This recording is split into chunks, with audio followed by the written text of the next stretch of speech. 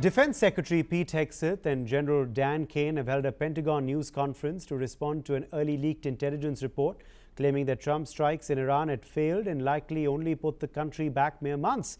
This comes after the United States President Donald Trump insisted that the U.S. strikes delivered a devastating attack and that questioning his assessment of the strike was not only unpatriotic but also made the pilots who dropped the bombs very upset. Secretary Hegseth dismissed the significance of the report, calling it a partial view that had not yet been reviewed by the full intelligence community. He criticized the media for what he described as overly dramatic coverage and emphasized that other intelligence evaluations were more optimistic regarding the damage inflicted on Iran's nuclear infrastructure.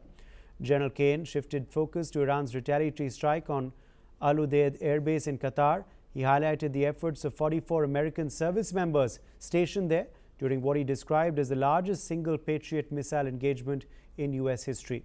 According to Caine, U.S. forces alongside Qatari military units successfully defended the base from incoming Iranian missiles. Here's what the Defense Secretary had to say.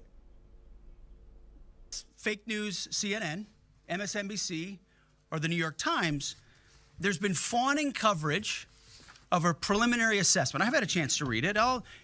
Every outlet has breathlessly reported on a preliminary assessment from DIA. I'm looking at it right now. Again, it was preliminary, a day and a half after the actual strike, when it admits itself in writing that it requires weeks to accumulate the necessary data to make such an assessment. It's preliminary. It points out that it's not been coordinated with the intelligence community at all.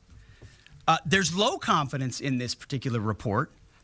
It says in the report there are gaps in the information. It says in the report multiple linchpin assumptions are what this assessment, a linchpin assumption, you know what that is? That means your entire premise is predicated on a linchpin. If you're wrong, everything else is wrong. And yet, still, this report acknowledges it's likely severe damage. Again, this is preliminary, but leaked because someone had an agenda to try to muddy the waters and make it look like this historic strike wasn't successful. I'm going to get to the chairman in a moment because he's going to lay out the particulars for you based on his professional military experience. But here's what other folks. Ross Feingold, political analyst, is joining us live from Taipei. Ross, thank you for being with us today on NewsX World. What do you make of the press conference addressed by the Defense Secretary of the U.S. and General Caine? What do you make about what they said on this leaked intelligence report as well as their assessment of the impact of the U.S. strikes on Iran? Well, I watched the press conference that began a little over an hour ago at 8 a.m. Washington, D.C. time on Thursday morning. And I thought both the Secretary of Defense as well as the Chairman of the Joint Chiefs of Staff were very forceful. They were very articulate. And I thought within the boundaries of not revealing any classified information, which of course they cannot do, they were very transparent. And I think this is going to do a lot of help to the Trump administration to make their argument that they've done severe damage to Iran's nuclear facilities. Now, they didn't claim during the press conference that they've completely eliminated the risk that Iran could reconstitute its nuclear weapons research and development program. But they were certainly articulate, again, within the confines of not revealing any classified information about the severe damage. The chairman of the Joint Chiefs of Staff spoke in great detail about the damage that this type of bomb could do. He spoke in great detail about the preparation and the testing that has gone into this type of ordinance. And I think this is going to go, again, this is going to go a long way to really putting the onus back on Iran, pushing it back to Iran to say that they still have a viable program. Right. Also, Ross, as far as, of course, now, these contradictions on the impact done by these U.S. strikes, do you believe it's pretty embarrassing for the U.S. President, which is why he's very infuriated that this leak, in a way, did happen in the first place? Of course, they've called it a very narrow view and a preliminary assessment. But obviously, this leak is very embarrassing, isn't it, for the U.S. leadership, which has just come out of this war? Well, no administration, doesn't matter who's the president, whether they're a Democrat or a Republican, no administration likes there to be leaks that go against the narrative that the administration wants to put out.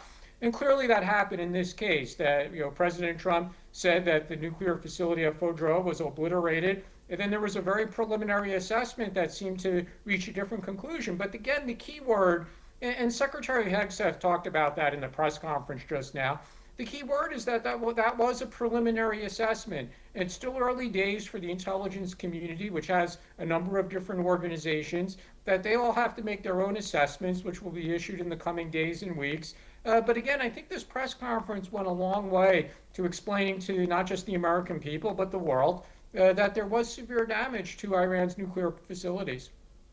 What's your assessment, Ross, through your readings and and through speaking with various people? What has been the impact of the U.S. strikes? It's still an open question about what capabilities Iran has retained. But I think we should be absolutely clear about one thing.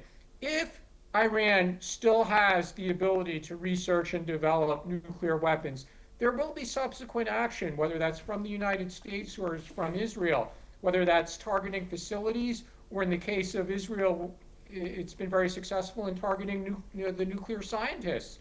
So if Iran still has this capability, and if they want to continue to develop nuclear weapons, they should be prepared for follow-up action by the United States and or Israel, which brings us back to a very key point, and I think it's something that frustrates President Trump, because President Trump feels like he gave a very reasonable offer to Iran, which is this: if Iran wants to have a civilian nuclear power program, we could organize an international consortium which would enrich uranium outside Iran and ship it to Iran for use in civilian nuclear power. So again, this puts this onus back onto Iran's leadership. Where do they want to go from here? And that's something that they have to decide.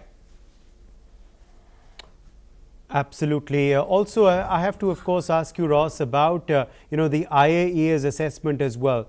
We've heard statements from Rossi of the IAEA as well, saying that it does seem that there has been considerable damage to Iran's nuclear enrichment program. Yeah, certainly.